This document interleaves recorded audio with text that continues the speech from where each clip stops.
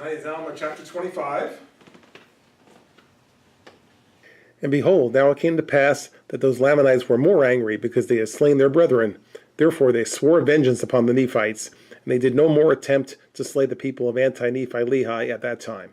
But they took their armies and went over into the borders of the land of Zarahemla, and fell upon the people who were in the land of Ammonihah, and destroyed them.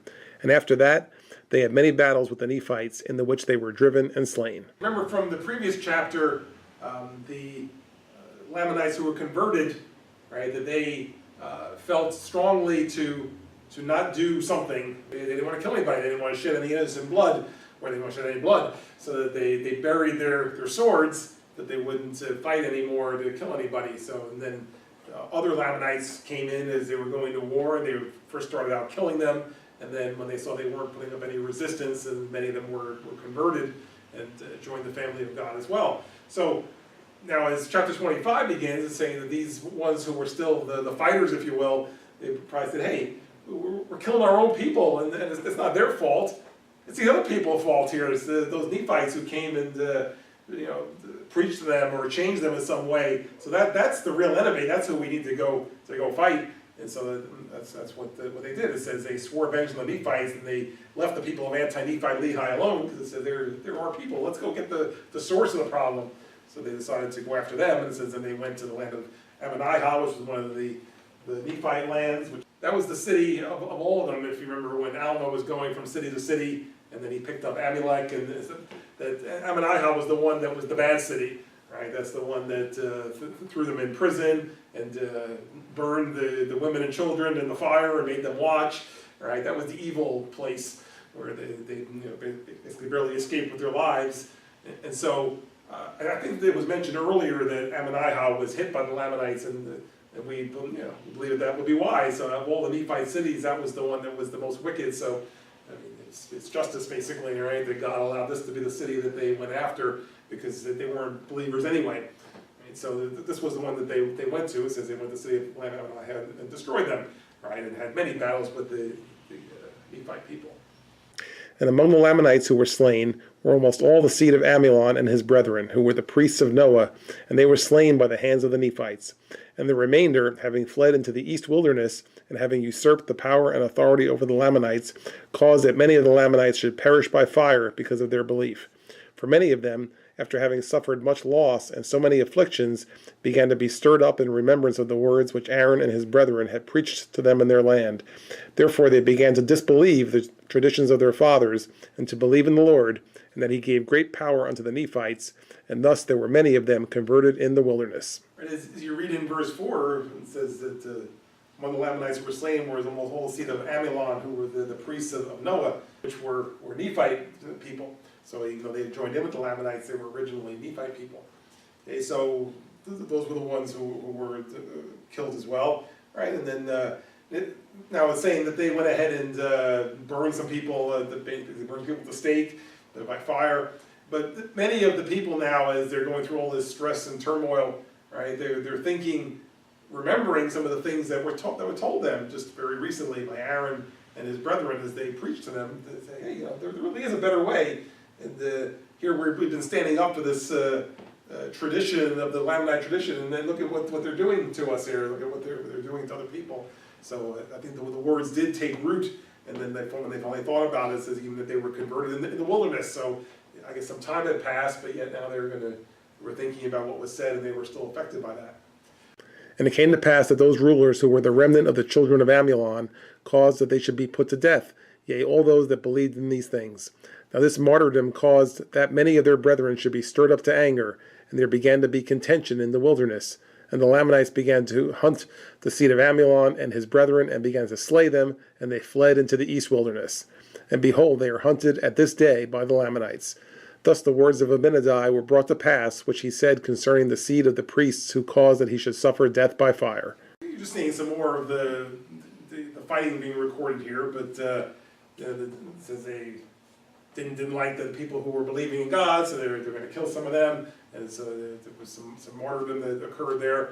That those who saw that, they were then angry at them, and went in some fault with them, and so it was a lot of back and forth. But you see, over the things of God, all right, over the belief belief of God. That was the key difference between the people at this time. And so now in verse 9, right, it's pointing out something that's going to be a fulfillment of prophecy, which is going to be more of that in the next few verses, right? You remember who Abinadi was? He was the prophet that went to speak to King Noah and his priests, and they eventually burned him at the stake, right? They killed him by fire. And now, as they were doing that, he was basically prophesying some things that would happen, and say, he told King Noah, what you do to me is going to happen to you. And sure enough, later on, his own people burned him at the stake, and so he basically prophesied that those who were doing this to him would suffer similar things in their future. And now is the time that the rest of it's coming to pass here, right? That some of them are suffering death by fire or putting other people to death by fire. And so that's the same thing is coming around that Abinadi said would happen. For he said unto them, what ye shall do unto me shall be a type of things to come. And now Abinadi was the first to suffer death by fire because of his belief in God. Now this is what he meant, that many should suffer death by fire, according as he had suffered. And he said unto the priests of Noah, that their seed should cause many to be put to death in the like manner as he was, and that they should be scattered abroad and slain, even as a sheep having no shepherd is driven and slain by wild beasts.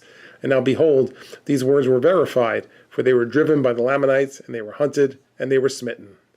It's saying that the things that Abinadi said would occur to these men is occurring. Right? Some of them are causing others to be put to death by fire, but then many of them in turn are being killed by fire as well. Right? It says they're being hunted as beasts and so forth, even as the Lamanites are looking for them and they're hiding in the east wilderness and so forth. You can picture them, they're on the run and being hunted down and then finally killed when they're caught. So this was the kind of life that they wound up with, and it goes right back to what they did to the prophet of God. So therefore the moral of the story is don't do these things to the prophet of God. It's not always the case that I'll say people get what they deserve, in this life, because we know that really it's the life to come where you, I'll say, get what you deserve. But in this particular case, said Abinadi prophesied as what would happen to these people, and so it did. Right? That he was a prophet of God, and so his word meant something, and so with the Spirit of God, he put that out there, and this is what happened to them. They were killed by fire as well. And it came to pass that when the Lamanites saw that they could not overpower the Nephites, they returned again to their own land, and many of them came over to dwell in the land of Ishmael and the land of Nephi, and to join themselves to the people of God, who were the people of anti-Nephi Lehi. And they did also bury their weapons of war, according as their brethren had, and they began to be a righteous people, and they did walk in the ways of the Lord, and did observe to keep his commandments and his statutes. Because as the saying goes, if you can't beat them, join them.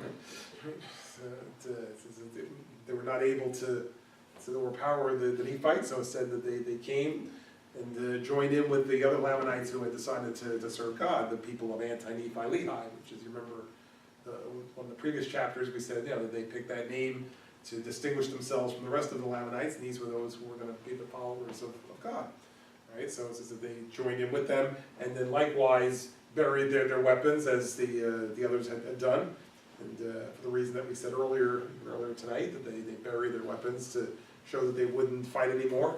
And even though they could have just said we won't fight anymore, but they wanted to make it official, so they buried their weapons so they couldn't get at them. Right? So these new converts did the same, because obviously they were carrying swords because they were just in a war, and so they were willing to show that yes, we're converted, we're changed, and we're not going to fight anymore. So they buried their weapons also. Yea, and they did keep the law of Moses, for it was expedient that they should keep the law of Moses as yet, for it was not all fulfilled. But notwithstanding the law of Moses, they did look forward to the coming of Christ, considering that the law of Moses was a type of his coming, and believing that they must keep those outward performances until the time that he should be revealed unto them. Now they did not suppose that salvation came by the law of Moses, but the law of Moses did serve to strengthen their faith in Christ, and thus they did retain a hope through faith unto eternal salvation, relying upon the spirit of prophecy, which spake of those things to come. And now behold, Ammon and Aaron and Omner and Himni and their brethren did rejoice exceedingly for the success which they had among the Lamanites, seeing that the Lord had granted unto them according to their prayers, and that he had also verified his word unto them in every particular. We typically use the phrase that the law of Moses would be fulfilled at the coming of Christ, right? Which would mean that it would no longer be used the same way, that the purpose of it would no longer be necessary, because Christ would be putting out new commandments, particularly the two commandments, love God above all, love your neighbor as yourself, and that would encompass the law of Moses.